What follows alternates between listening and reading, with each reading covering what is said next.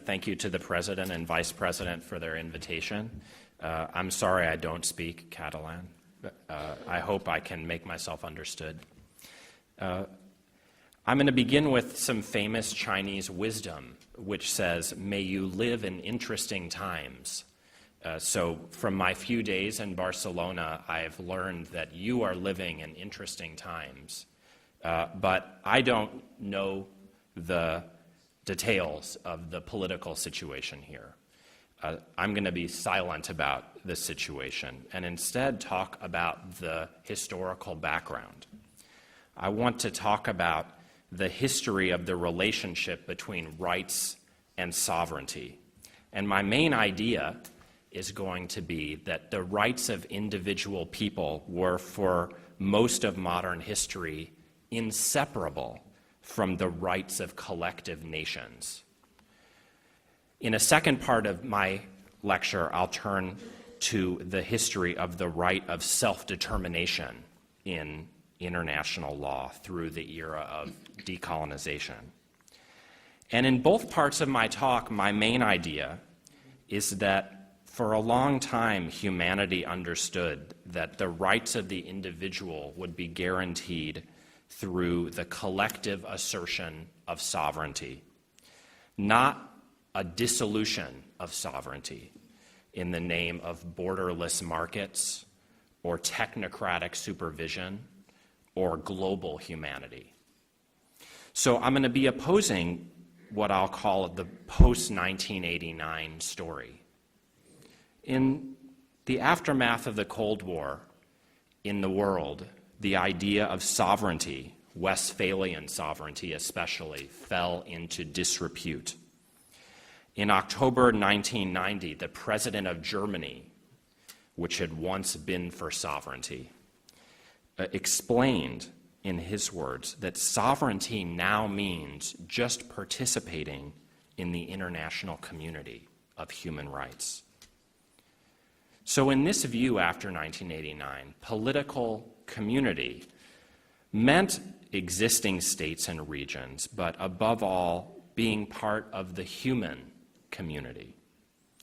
And in moral and political philosophy, really for the first time, something called cosmopolitanism took the lead. And the main idea was that everyone is human first and foremost. Local identities, including national identities, melt before our membership in humanity. Now, this narrative seems premature, I think. My country caused in 2007 a financial disaster, and now the entire world is beset by crisis. And this narrative about humanity seems premature. Now, obviously, we know that the crisis through which we're living could be a bad thing if it just destroys the dream of a borderless world after 1989. Remember, we've lived through, in our history, the collapse of relatively liberal ideas after economic shock.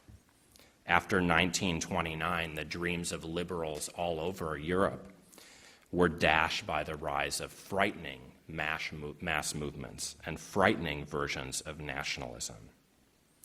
In fact, memories of fascism and Nazism became central to morality after 1989.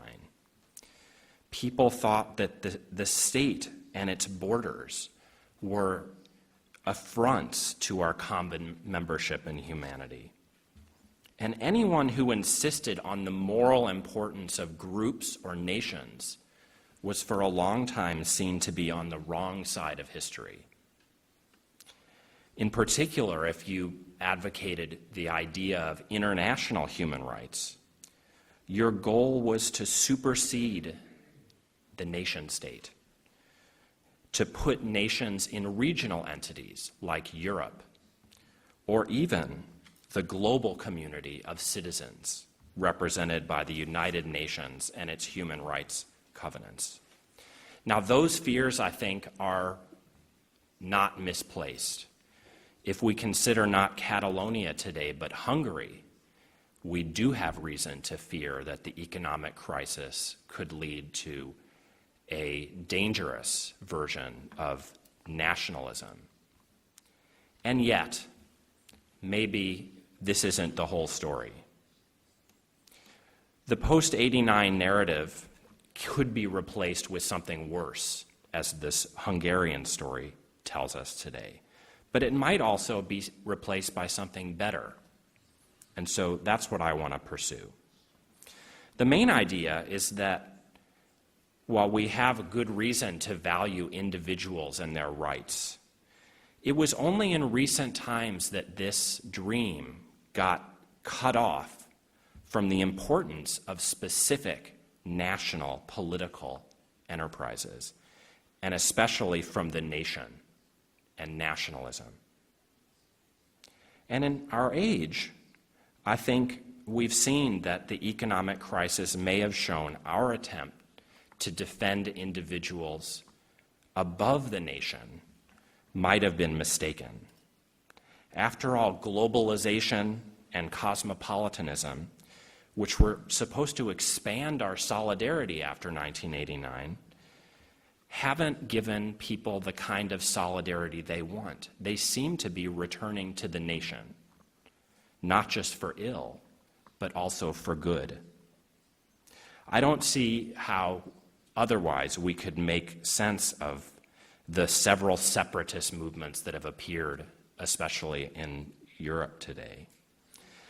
You might say it's as if the economic crisis has revealed what should have been obvious to us all along: the fragility or weakness of a solidarity we could achieve only at the level of the whole world or at the level of vast regions.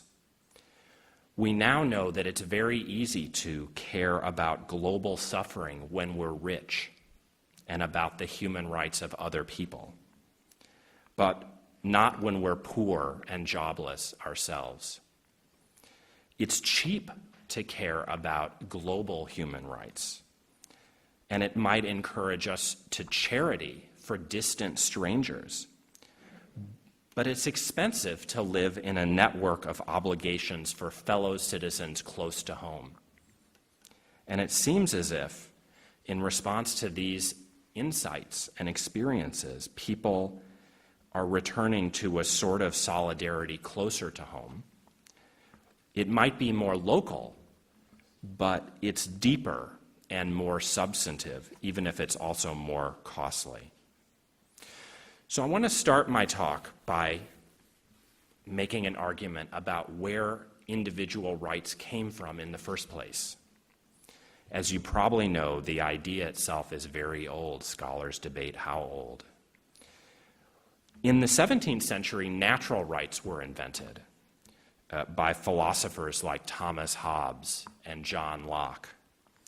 But in their view, rights were about constructing the state, not getting rid of it or overcoming it to have global humanity. I could tell a long story about their 17th century thought, but I'd rather turn to the revolutionary experience, especially the Atlantic revolutions, because it's then that the ideas of natural rights and les droits de l'homme, the rights of man, became politically potent. There was that 17th century background, but in the late 18th century also we find that those who announced the rights of man were out to build a state for themselves, and were often interested in national liberation too, not global humanity. And so if that's right, we can't easily see the rights of man as like our global human rights today, because they were about a local political achievement. So my understanding is that some Catalans are for independence today from Spain. The first group to claim independence from a larger entity were my countrymen, the Americans, in their Declaration of Independence of 1776. And it's a fantastic example of what I've been saying. They declared natural rights. They said they were self-evident. but the consequence of declaring the rights of man was to win collective independence for their nation. And if this was true in America in 1776, it was even truer in France in 1789.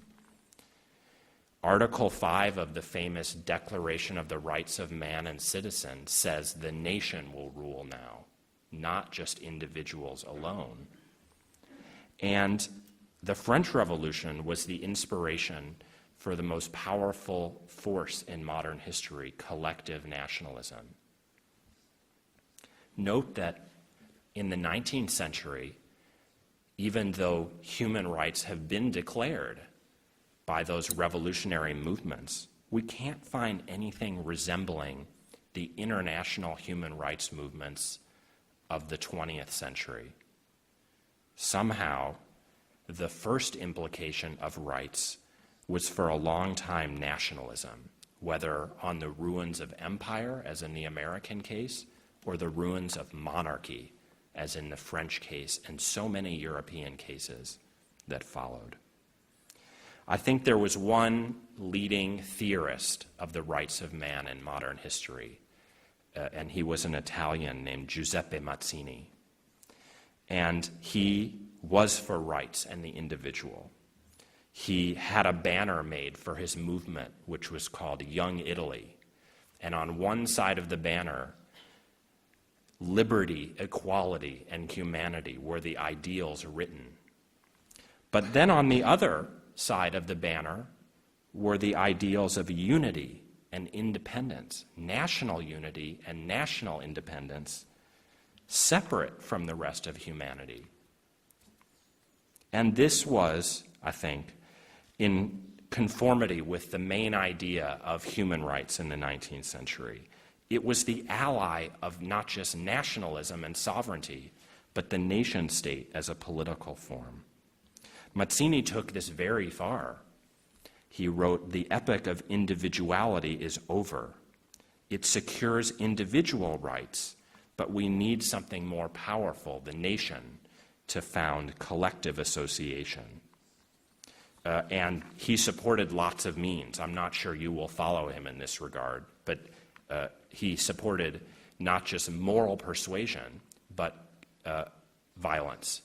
Among other writings he gave us are guerrilla manuals, and he was one of the first supporters not just of human rights, but of theorizing guerrilla violence in modern times. But it was for the sake of rights through the admission of Italians to what he called the fellowship of peoples.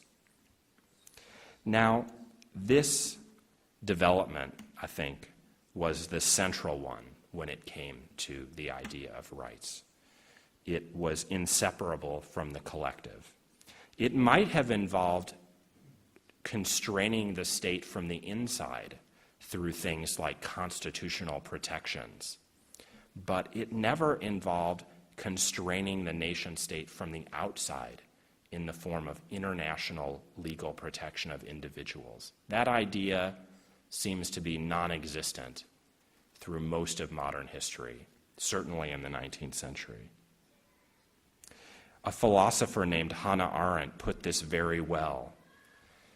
She concluded when she looked that the rights of man declined as an idea in the 19th century, not because they were forgotten, but because people understood that to be human meant first and foremost to found or reshape your local political community. And as she wrote, the rights of man came to be treated as a stepchild by 19th century political thought. No party in the 20th century saw fit to include human rights in its program until World War II. If the laws of your country don't live up to the demands of human rights, she wrote, you should change your laws through legislation or by revolutionary action. And people followed her advice through modern history. They didn't give rise to our bloodless human rights movements beyond borders for the sake of global or even regional citizenship. If we disagree, something must have happened. We think of human rights as against sovereignty, and certainly as against violence. But that's not what they meant until recently. What happened? Further, we think of human rights as something mainly for those abroad. But in this tradition, it was the sake of ourselves as we founded nations. Something has happened. Now, even when we come to the 1940s after Adolf Hitler, we find this link between rights and sovereignty very strong. So in the post-1989 narrative that I mentioned, something called the Universal Declaration of Human Rights became famous. It was passed as a resolution by the United Nations in 1948. People came to believe that it anticipated our search for universal human rights above the nation state after war and genocide. But actually, if we go back and look at its text, the Universal Declaration imagines no such move beyond the nation state. It's true that World War II bred the widespread opinion that economic disaster would lead to military conflict. And it was a welfarist moment when people wanted their nation states to accord welfare rights, economic and social rights. But it wasn't a document about getting rid of sovereignty. After 1989, many people came to think it was Adolf Hitler who gave sovereignty a bad name. And they came to think that sovereignty and rights were like oil and water. But not many people in the 40s thought this way. They did acknowledge the need for international economic governance. The Bretton Woods system would keep the 1929 crash from happening again. And they did believe in collective security led by the United States. But they mainly thought that the political form that should rule the world is the welfarist nation. And most people who heard about the Universal Declaration of Human Rights in the 40s understood what it says it is. In its words, a common standard of achievement for all peoples and all nations.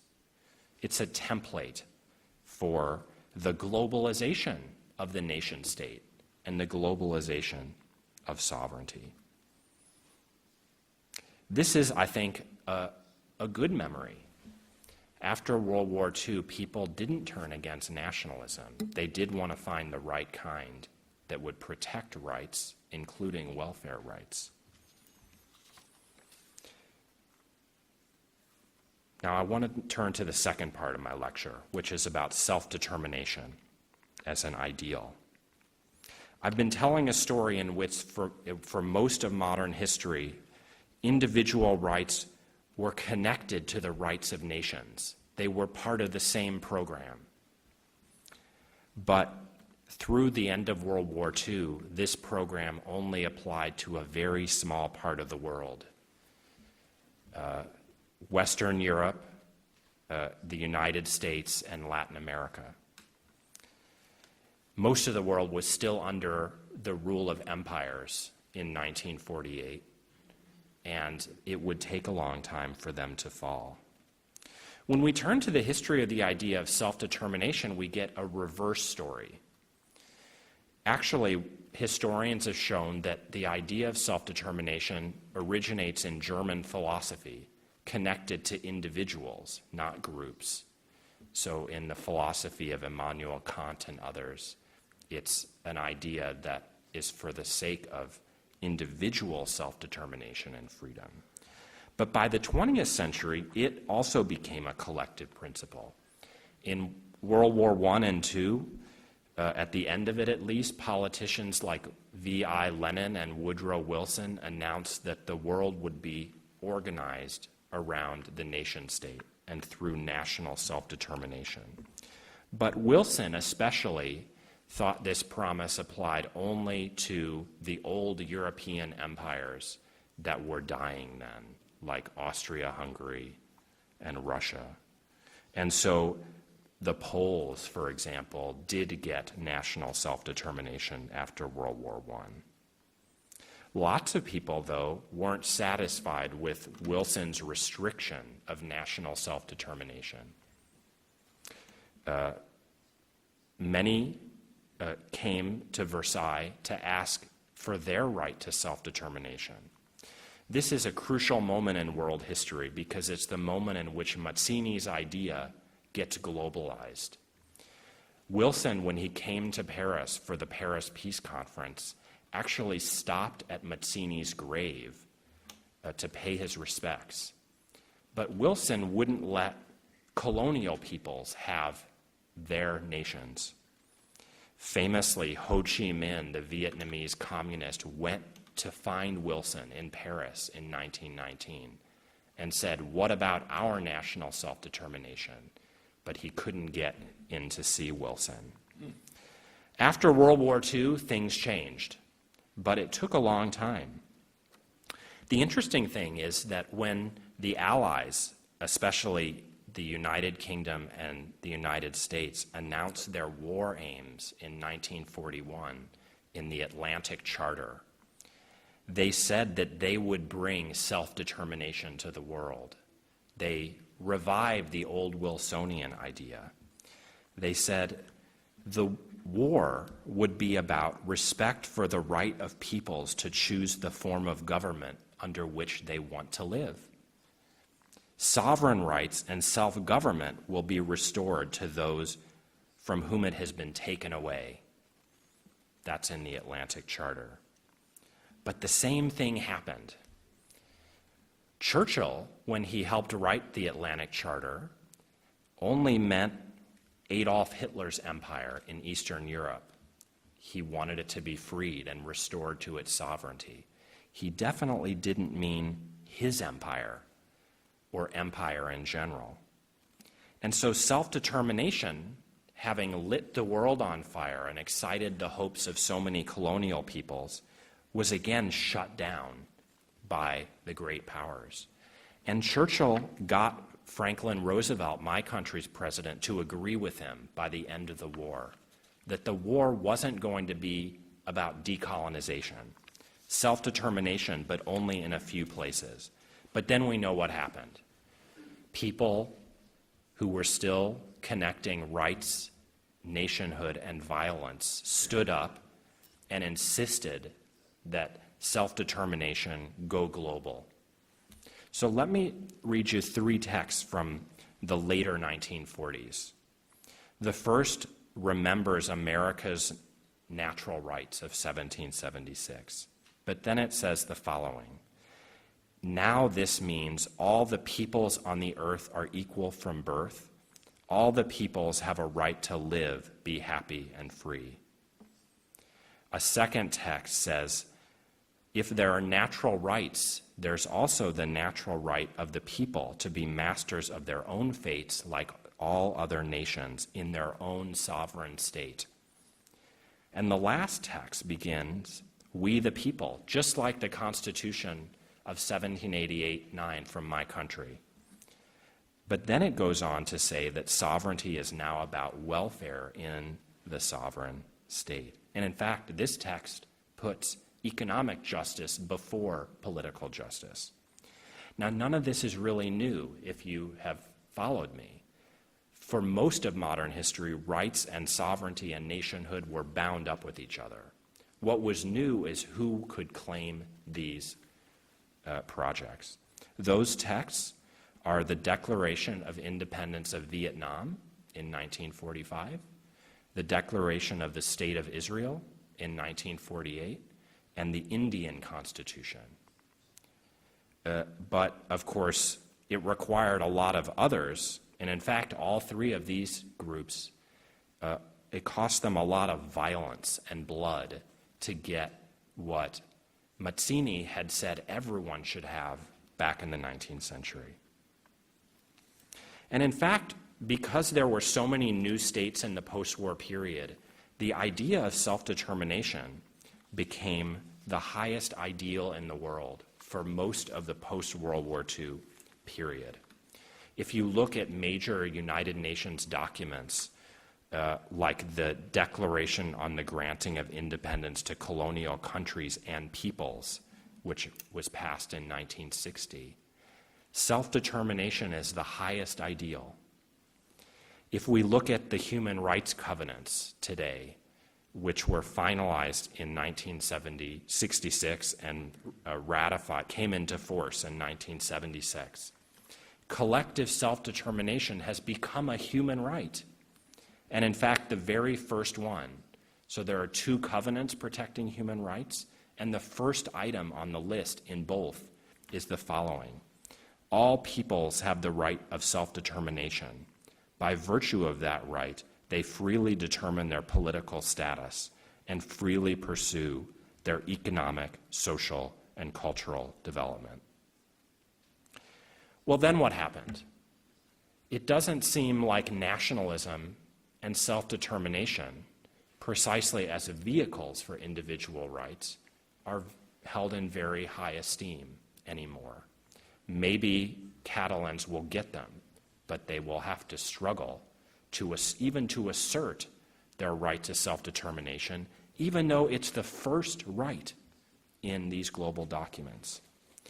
Well, what happened? I think a new idea came, which was our international human rights. It was new, I think, with respect to the past, in three ways. First of all, it broke with the idea that local collectives were the agents to secure people's rights. In the age of human rights, people came to want to reach the individual directly from on high at the level of the globe, or regional entities like Europe. And collective groups that were local got folded into bigger groups, or indeed humanity as a whole. The second change was that self-determination was domesticated. So in the age of decolonization, it was asserted externally to set up new states with new borders. But the fact is that a lot of people never got self-determination. When we leave beside the rhetoric, we find that actually decolonization took up the same borders that the colonial powers had originally imposed.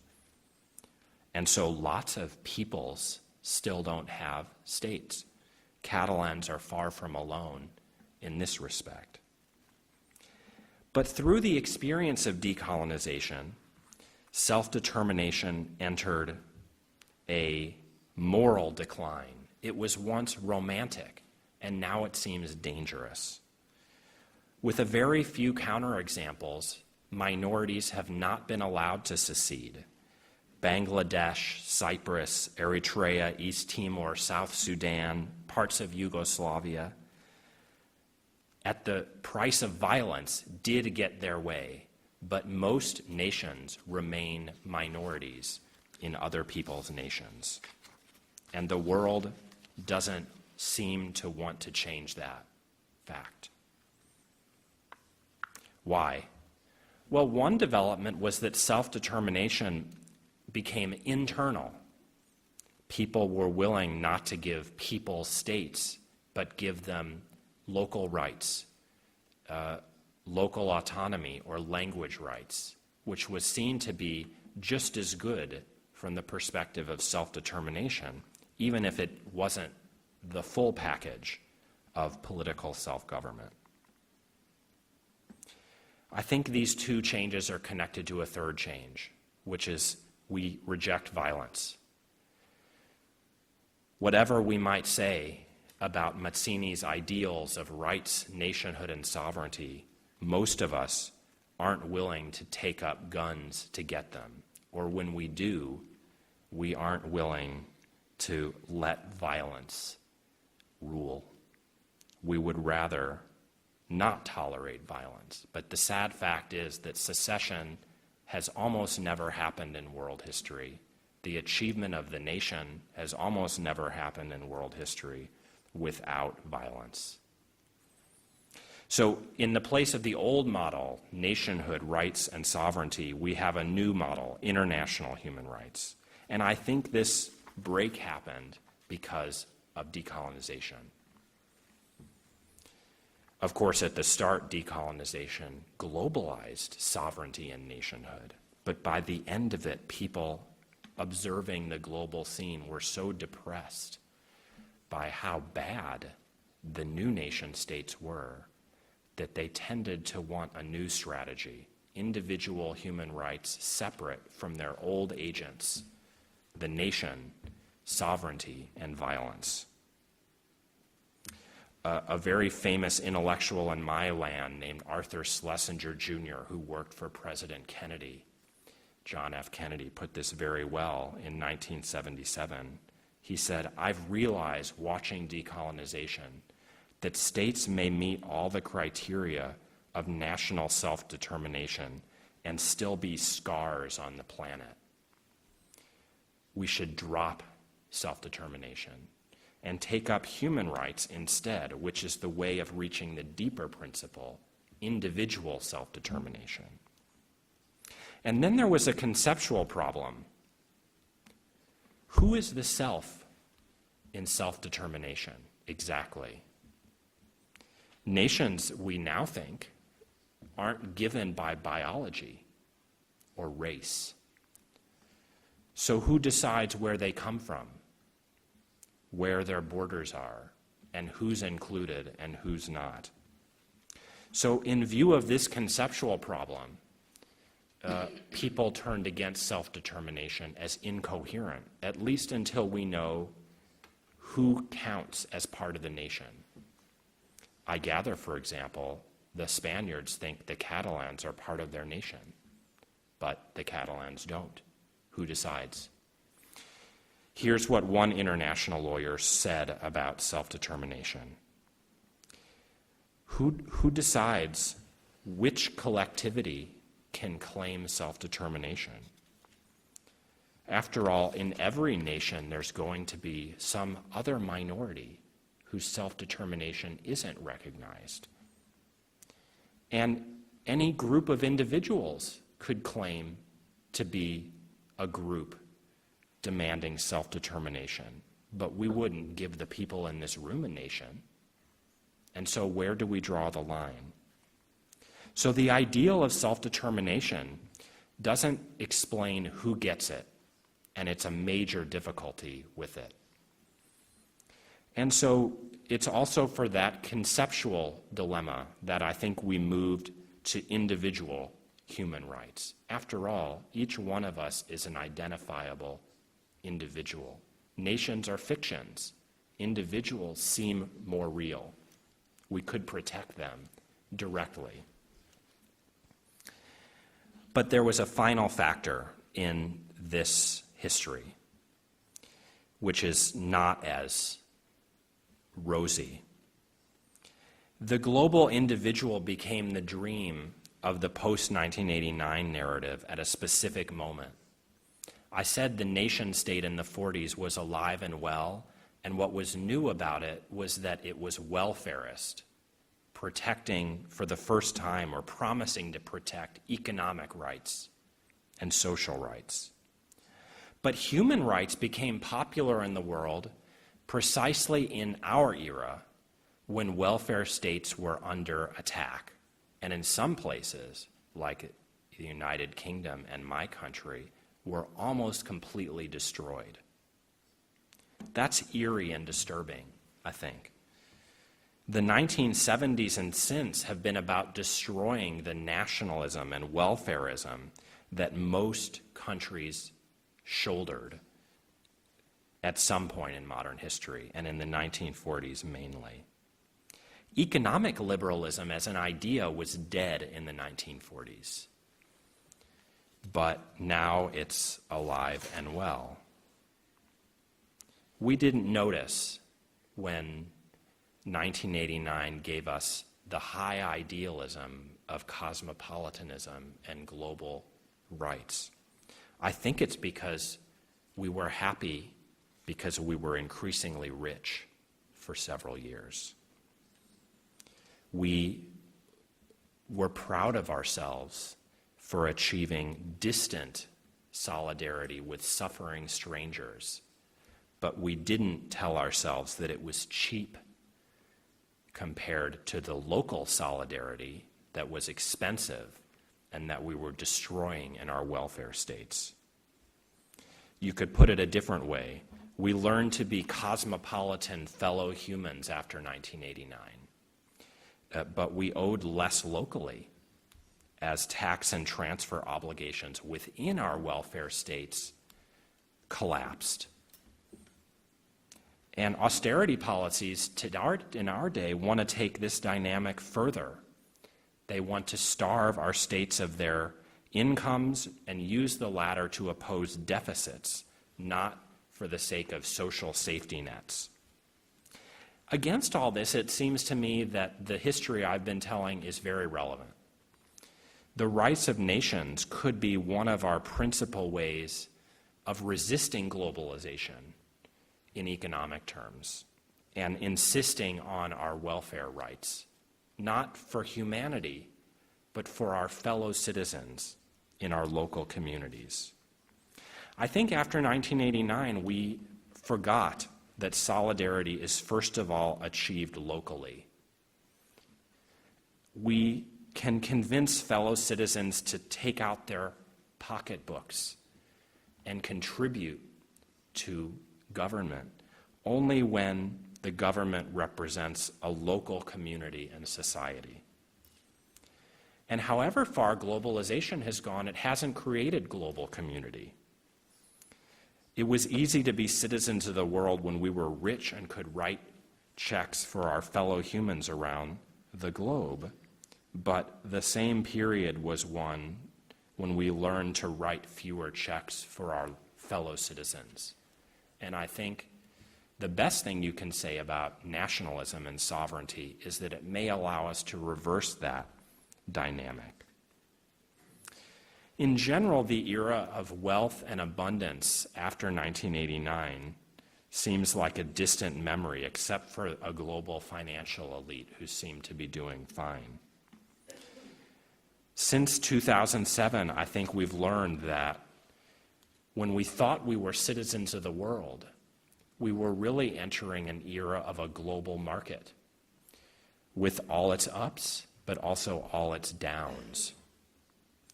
We didn't succeed at the time in entering a solidaristic community in which we would pay a lot to our fellow man or be able to rely on our fellow man for welfare as opposed to charity. And I think this is a bad thing. So the rise of nationalism in our time, including separatism, could take an evil form, as in Hungary today. But I think at its best, it could provide something good rather than evil. At the very least, it gives us a valuable memory from the past of modern history in which rights were about nationhood, sovereignty, and collective emancipation. Even as late as the 1940s, I've suggested, there was a time of very substantive, even though very costly, solidarity, though it was local rather than global. I think that solidarity is something we've lost due to the rise of international human rights and the rise of new forms of global finance. Human rights became what united us at the level of the globe. But for most of modern history, it was the nation that provided more substantive welfare, and it may be that we should return to the nation if we can make it for that reason. So I'll stop there, and whatever you'd like to do now is fine. Thank you very much.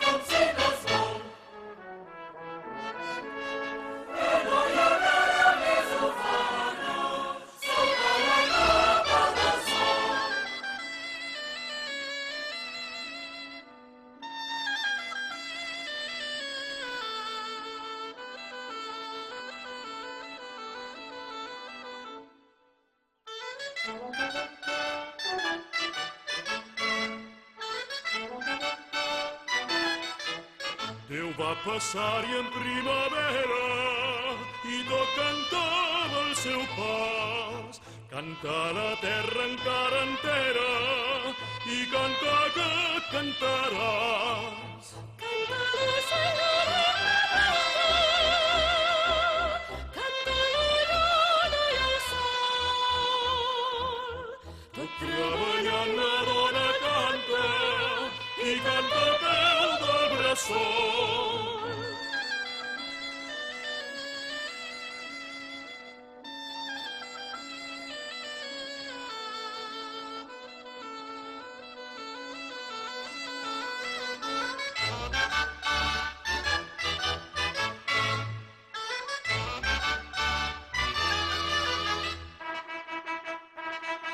Sol